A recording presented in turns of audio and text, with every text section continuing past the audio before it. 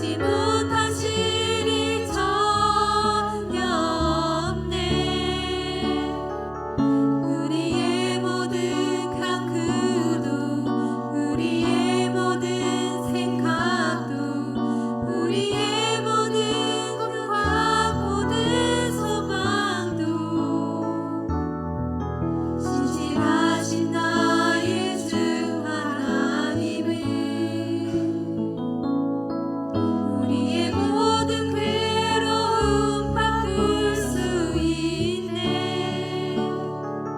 불가능한 일 행하시고 죽은 자를 일으키시니 그를 이길 자 아무도 없네.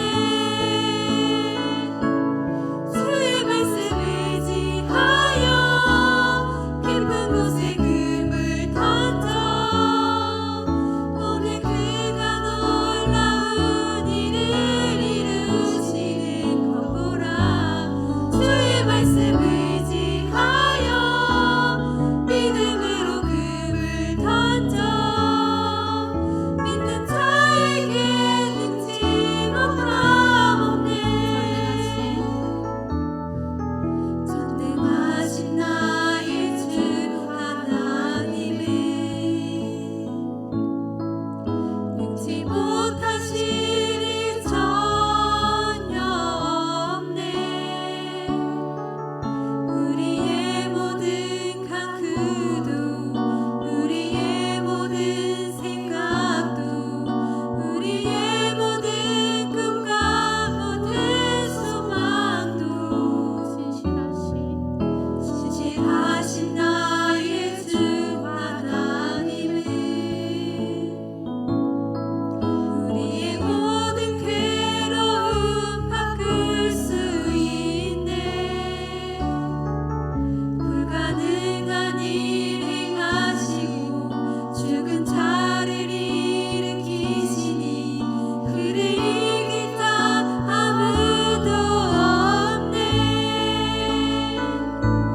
주의 말씀 의지하여 깊은 곳에 금을 던져 오늘 그가 놀라운 일을 이루시는 것 보라. 주의 말씀 의지하여 믿음으로 금을 던져 믿는 자에게 능치 못함 없네. 주의 말씀 의지하여 깊은 곳에 금을 던져 오늘 그가 놀라운 일을 이루시는 것 보라. 주의 말씀 의지하여 믿음으로 금을 던져 믿는 자에게 능치 못함 없네. 믿는 자에게 능치 못함 없네.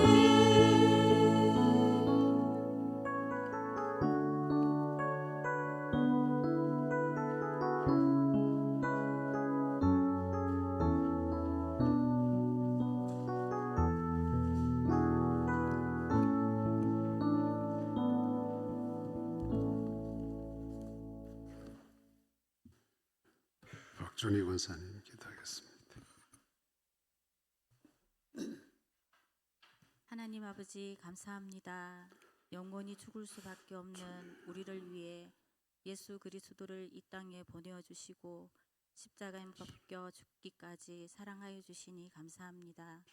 그 사랑 그 은혜에 감사하며 우리 구주 나신 날을 기억하며 감사를 드립니다. 주님을 위해 산다고 하면서도 주님만을 섬기며 살겠노라 다짐하면서도 주님의 은혜가 아니면 살 수 없다고 고백하면서도 늘 쓰러지고 넘어지는 우리들을 봅니다.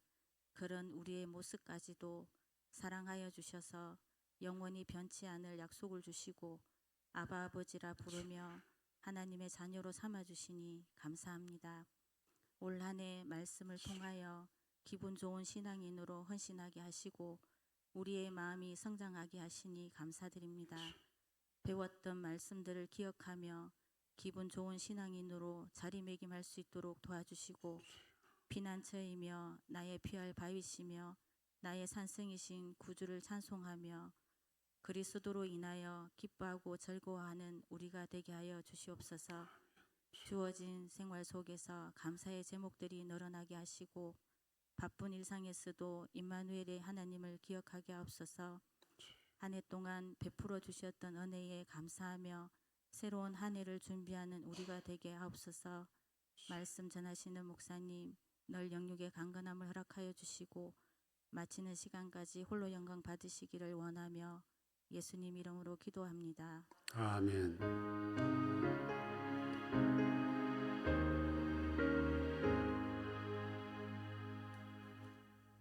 하나님 말씀 사사기 21장 16절부터 24절까지 제가 읽겠습니다. 회중의 장로들이 이르되 베냐민의 여인이 다 멸절되었으니 이제 그 남은 자들에게 어떻게 하여야 아내를 얻게 할까 하고 또 이르되 베냐민 중 도망하여 살아남은 자에게 마땅히 기업이 있어야 하리니 그리하면 이스라엘 중에 한 지파가 사라짐이 없으리라. 그러나 우리가 우리의 딸을 그들의 아내로 주지 못하리니 이는 이스라엘 자손이 맹세하여 이르기를 딸을 베냐민에게 아내로 주는 자는 저주를 받으리라 하였음이로다 하니라. 또 이르되 보라 베델 북쪽 르보나 남쪽 베델에서 세겜으로 올라가는 큰 길 동쪽 실로에 매년 여호와의 명절이 있도다 하고 베냐민 자손에게 명령하여 이르되 가서 포도원에 숨어 보다가 실로의 여자들이 춤을 추러 나오거든 너희는 포도원에서 나와서 실로의 딸 중에서 각각 하나를 붙들어 가지고 자기의 아내로 삼아 베냐민 땅으로 돌아가라. 만일 그의 아버지나 형제가 와서 우리에게 시비하면 우리가 그에게 말하기를 청하건대 너희는 우리에게 은혜를 베풀어 그들을 우리에게 줄지니라. 이는 우리가 전쟁할 때에 각 사람을 위하여 그의 아내를 얻어주지 못하였고 너희가 자의로 그들에게 준 것이 아니니 너희에게 죄가 없을 것임이라 하겠노라 하며 베냐민 자손이 그같이 행하여 춤추는 여자들 중에서 자기들의 숫자대로 붙들어 아내로 삼아 자기 기업에 돌아가서 성읍들을 건축하고 거기에 거주하였더라. 그때에 이스라엘 자손이 그곳에서 각기 자기의 지파 자기의 가족에게로 돌아갔으니 곧 각기 그곳에서 나와서 자기의 기업으로 돌아갔더라. 아멘. 처음 잘못된 것은 끝도 잘못되더라는 거. 이 사사기가 가르쳐주고 있는 교훈 중에 하나입니다. 어떤 문제든 사건이든 처리하는 그 과정이 첫 단추가 잘못 끼어지면 끝 매듭도 잘못되더라는 거. 이제 우리가 이 이스라엘 연합군 11지파하고 베냐민 한 지파하고 이 전투를 했던 과정을 원인부터 지금까지 쭉 살펴왔습니다. 처음에 발단은 우리가 공부했다시피 그 레위인의 첩이 베냐민 기본 그 불량배들에게 윤관을 당하고 죽임을 당한 것이었습니다. 그리고 이것도 이 원인 제공자는 사실은 레위인이었습니다. 레위인 본인인데 이 사람이 자기가 제공한 원인은 감춰놓고 모든 책임을 이 베냐민 지파에게 돌렸던 것입니다. 그랬더니 이스라엘 연합군 11지파들이 들어볼 때 이거 있을 수 없는 일이다. 어떻게 사람을 12토막을 내려서 죽일 수 있느냐. 뭐 이렇게 해서 이제 연합을 해서 이 베냐민 지파 그냥 둬서 안 된다. 그렇게 해서 이제 공격을 했던 겁니다. 싸움이 시작됐는데 뭐 결과는 11지파가 이겼고 베냐민 지파는 이제 멸절 상태에 있습니다. 그런데 이제 이 전투가 다 끝이 마무리되는 이 시점에서 보니까 이 이스라엘 11지파가 야, 이 큰일 났다. 우리가 12지파가 돼야 되는데 이러다가 이 11지파밖에 안 되겠다. 이렇게 해서 이제 국려정책으로 이 베냐민 지파를 또 이제 살릴 대책을 세우는 거예요. 그 살릴 대책이 뭐냐 하면 이것도 또 참 이 사람들이 웃기는 이야기가 앞부분에 그 길앗 야벳 사람들 이 처녀들을 잡아갔다고 했는데 그래 베냐민 사람들 중에 다 죽어버리고 남자만 600명 남았는데 1차적으로 앞부분에 지난 시간에 400명은 짝을 구했어요. 그런데 200명 남자 베냐민 지파 남은 200명 남자가 짝이 없는 겁니다. 그래서 이제 오늘 본문 이야기가 나온 거예요. 실로의 여자들이 절기 때 춤추러 나올 때에 이 200명이 베냐민 지파 200명이 숨어 있다가 이걸 이제 연합군 지파에서 이제 제공한 거예요. 너희 이래 해라. 그래서 이제 처녀 200명을 남자 200명이 하나씩 차고 이제 강제 납치 혼인을 한 거죠. 이걸 이제 누가 이 머리를 터냐 하면 연합군 지파, 11지파에서 이제 튼 거예요. 자기들은 전투에서 이겼다고 생각했는데 결과를 보니까 한 지파가 없어지면 이건 큰일 나겠다. 이긴 게 아니다 하는 거죠. 그래서 그 없어지는 베냐민 지파를 지금 살리기 위해서 이렇게 인위적인 방법으로 혼인을 시켜서 베냐민 지파의 후대를 잇도록 그렇게 이제 한 겁니다. 그런데 재밌는 거는 이래놓고도 자기들은 하나님의 법은 어기지 않는다. 하나님께 맹세할 때에 베냐민 사람들에게 여자를 주어서 혼인하게 하는 자는 저주받게 그렇게 이제 맹세를 했는데 이렇게 하는 거는 괜찮다. 그렇게 이제 대안을 가르쳐 주면서 그 잡혀간 애매하게 잡혀간 200명의 처녀들 아버지 부모들은 부모 형제들은 원통할 거 아닙니까? 이런 법이 어디 있냐고. 그래 그걸 달래는 것이 막 우리 서로 모른 척하고 베냐민 집 하나 살리다 생각하고 당신들도 스스로 혼인시킨 게 아니고 이렇게 잡혀갔으니까 막 우리 좋은 게 좋은 거라고 우리에게 은혜를 베풀어라 이렇게 이제 그래서 이제 결말이 나고 베냐민 지파도 다시 이제 또 출발을 하고 이 사람들은 자기 지파대로 다 이제 흩어져서 원상으로 돌아가는 내용이 오늘 기록이 되어 있어요. 왜 결과를 이렇게 초라하고 비참하게 만들었을까? 이제 이 성경을 보면서 우리는 신앙인들의 어떤 문제, 사건, 해결 방법이 어때야 되나 하는 이거는 이제 우리가 성경을 묵상하면서 좀 배워야 될 교훈이에요. 제가 처음부터 이야기했지만은 첫 번째 우리는 어떤 문제나 사건을 풀어갈 때에 원인 제공자, 책임 소재가 누구한테 있느냐 그것부터 먼저 분별을 할 수 있어야 돼요. 그런데 지금 이 사사기에 나오는 이 사람들은 그거를 생략을 해버렸어요. 한 사람이 피해 입은 당사자가 전해주는 그 말만 듣고 그냥 행동으로 옮겨버린 겁니다. 그런데 실제로 피해 입은 사람은 레위인이라고 하지만은 그 가서 가만히 살펴보면 현장에 가서 살펴보면 레위인이 사실은 제공한 거예요. 자기 살라고 자기 아내를 내준 거거든요. 그 기부와 사람들 불량배들이 이 동성애자 남간을 하는 사람들인데 자기가 안 당하려고 자기 아내를 그 사람들이 내준 거예요. 이렇게 해서 자기 아내가 나가서 밤새도록 당하고 죽은 것을 토막은 본인이 낸 거예요. 12토막을 내가지고 흥분시키게 만든 거예요. 그리고 이것은 싹 지워버리고 12토막 토막 난 것만 그 사람들이 불량배들이 했다. 이런 법이 어디 있느냐. 이렇게 해서 이제 싸움이 시작이 된 거거든요. 우리도 인생을 살다 보면 뭐 내 문제도 그렇고 아이들 문제도 그렇고 뭐 여러 가지로 걸리는 게 많잖아요. 해결해야 될 부분이 많잖아요. 그런데 이 과정, 그 시작과 과정을 무시하면 끝이 안 좋게 끝이 나요. 끝이 난다 해도 오늘 이 이야기처럼 신앙인들은 항상 왜 어떻게 해서 그 일이 생겼을까? 그렇게 해서 만약에 내가 잘못했으면 내가 사과하고 내 아이가 잘못했으면 가서 용서를 구하고 이렇게 하고 또 상대방이 잘못했으면 당신이 이래 했으니까 이래 해야 되지 않겠냐 요구할 거 요구하고 이렇게 돼야 되는데 뭐 우리는 뭐 가재는 개 편인가 개는 가재 편인가 해서 뭐 이렇게 같이 가버려. 무조건 뭐 내 입장에서 다 해석해 버리고 내 아이니까 우리 아이는 그런 일 없다.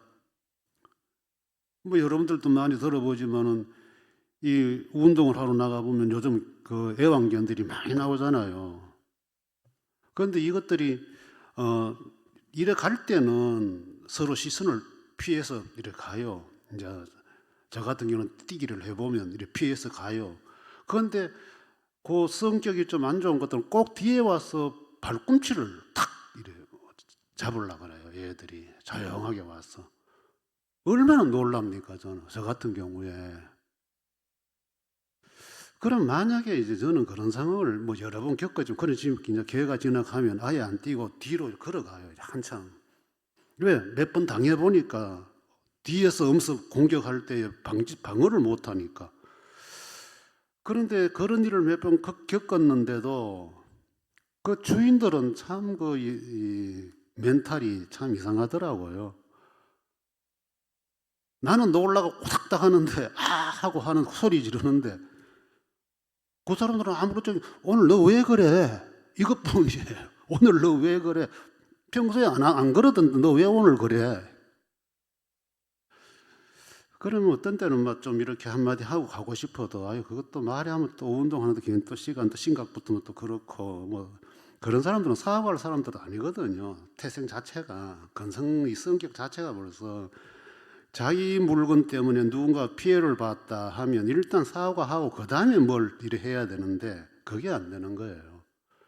그리고 여러분들도 어떤 문제의 당사자가 제공자가 되었을 때에 절대로 여러분들 상대방부터 뭐 어떻게 하려고 하지 마라 이거예요. 내가 해야 될 일이 뭘까 저 사람한테. 항상 그래야 신앙인으로서 해결할 수 있는 길이 열려요. 그런데 나는 항상 옳고 나는 괜찮은데 상대방이 뭐 그 사람도 교회 주인도 그럴 수 있지 않겠어요? 뭐 걸어가지 뭐한테 뛰어가노? 내뭐 그럴 수 있지 않겠어요? 우리 교회는 걸어가는 사람은 절대로 해치지 않는데 뛰어가니까 그렇고 뭐 이런 또 생각할 수 있지 않겠냐 제가 생각할 때.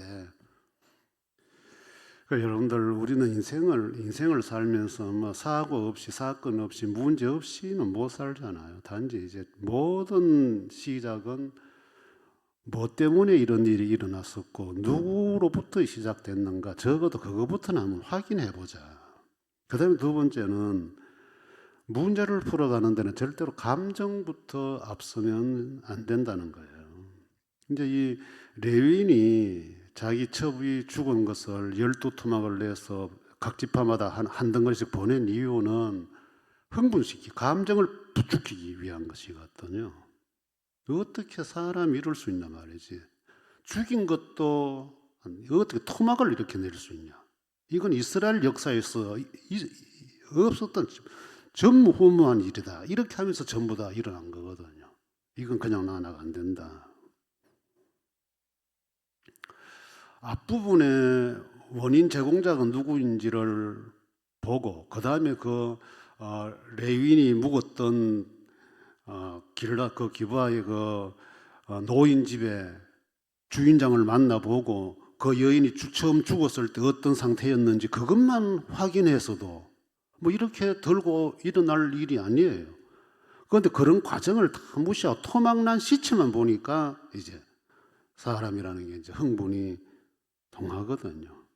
그 이제 보통 이제 우리 서로 사이에도 뭐 이렇게 문제를 풀어가는데 이 감정으로 충돌되면 참 그 푸는 것이 이제 힘들어져요. 감정이 격해져 버리면 참 이 문제가 이제 그런데 싸우면 감정이 나오는 거죠. 내가 감정을 내야지 하는 게 해서가 아니라 감정이 나와야 싸우니까. 그래서 소리가 커지고 막 이래 하는 거죠. 그래서 참 이게 이제 나이가 들고 해도 잘 안 되는 이유 중에 이제 감정 조절하는 게 잘 안 되지요. 누가 나를 공격한다. 또 누군가가 나에게 피해를 입혔는데 뭐 사과도 안 하고 대연하게 오히려 이래 하면 사람이라는 게 뭐 만나서 자만자만하게 옳고 이렇고 저렇고 할 겨를 없이 그냥 폭발하는 거죠. 뭐 가정에서도 부부들이 싸우고 부모와 자식 간의 언성이 높아지고 가족들 사이에도 보면 이 감정을 건드려 버리면 이제 이게 사건 본질보다는 이제 감정 싸움으로 비화가 되니까 신앙인은 그래서 어떤 문제 앞에서 하나님 앞에 자꾸 꿇어 엎드려야 되는 이유가 여기 있는 거예요. 이제 요셉이나 다윗에게서 배울 수 있는 교훈이 이제 그런 거예요.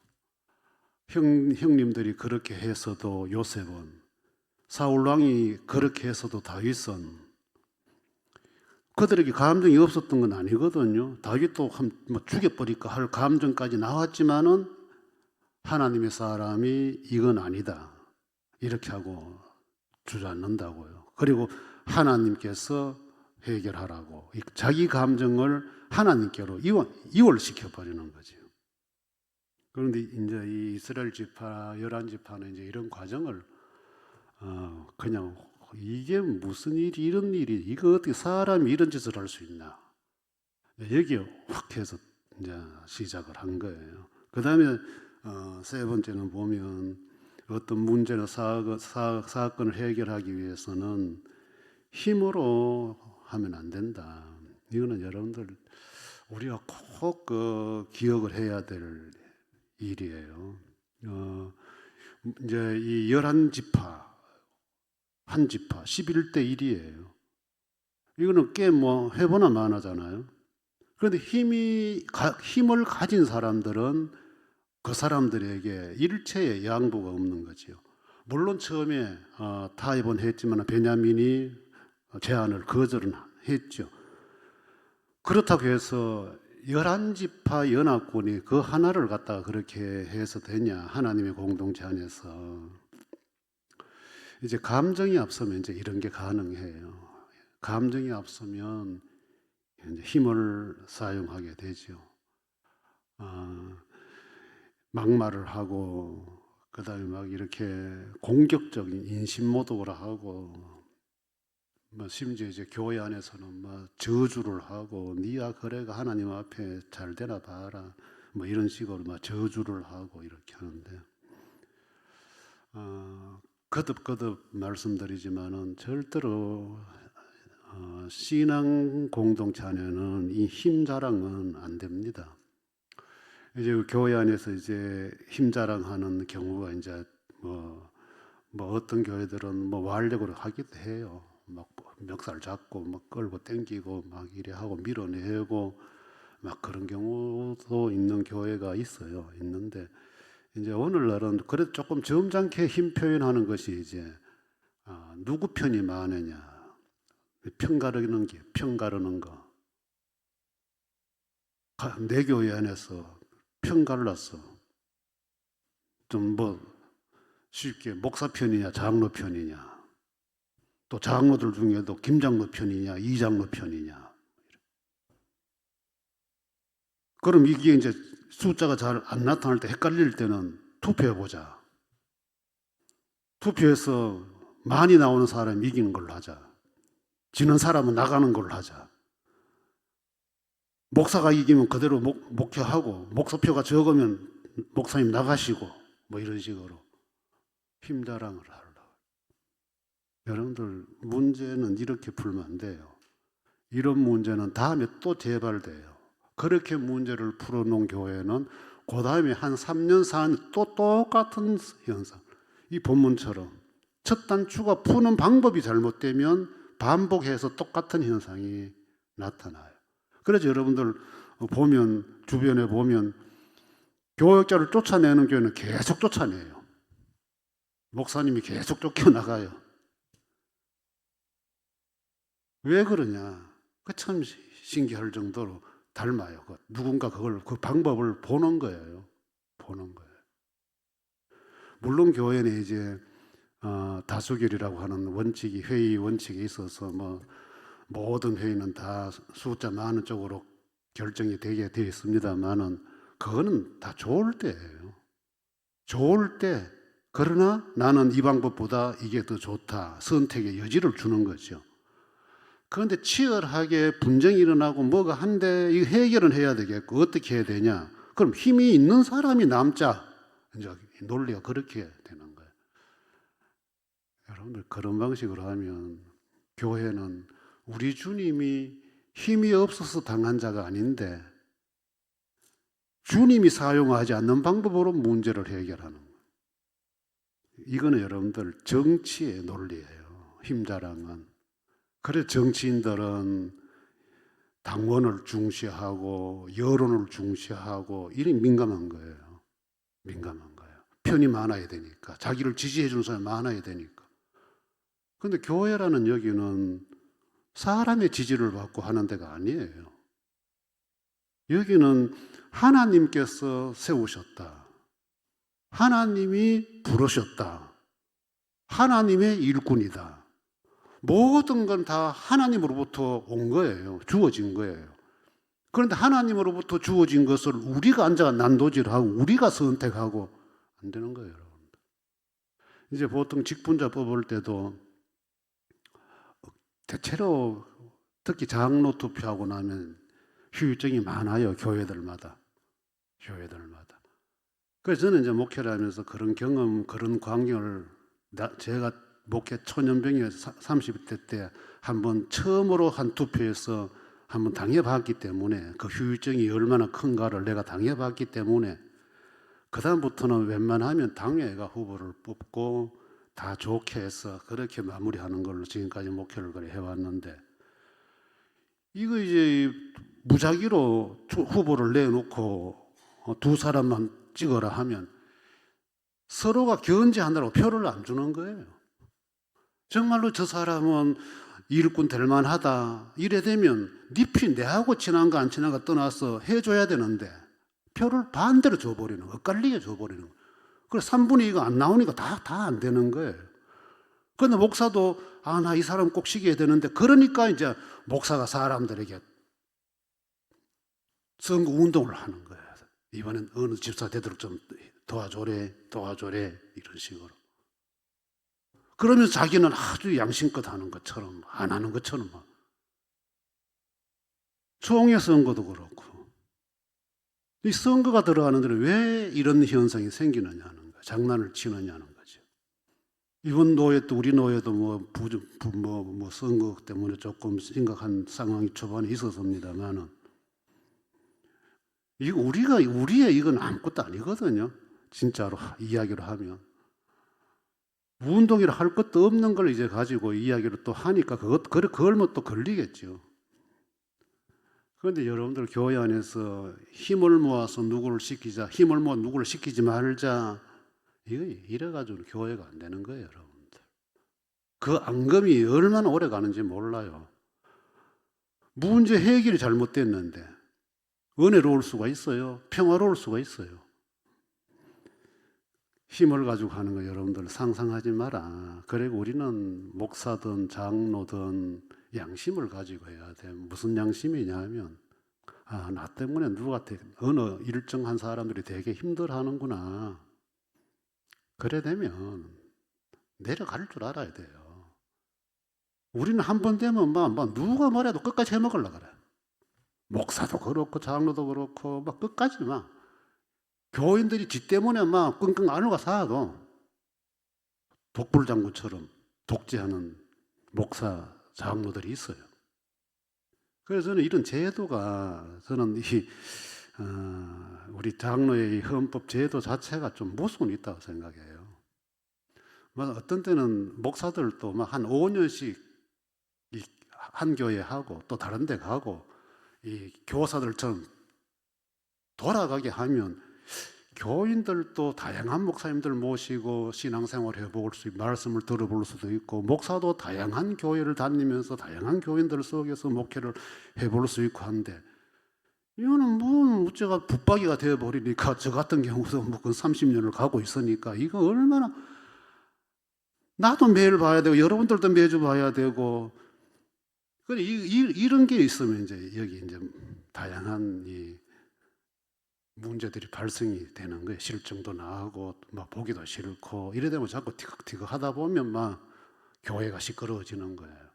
그래 좀 이렇게 돌아가면서 이래 하고 하면 꼭 뭐 지만 큰 교회 할 것도 없고 지가 한 5년 큰 교회 해먹었으면 그 다음에 또 옆에 있는 작은 교회 목사가 한 5년 해먹고 하니까 좀 이상한데 막 이렇게 하면 목사들 세계도 교인들 갈등도 없어질 것이고 목사들도 지 혼자 하려고 그렇게 욕심 안 내도 되고 뭐 좀 이렇게 할 수도 있는데 우리는 뭐 위임 목사 이래 버리면 막 평생 죽을 때까지 그래 이런 것들이 이제 저 혼자 이제 생각을 그래 해보는 건데요. 뭐 끝나면서 생각해 보는 건데 그 다음에 이제 마지막 한 가지는 아이고 마쳐야 될 시간 마칩시다.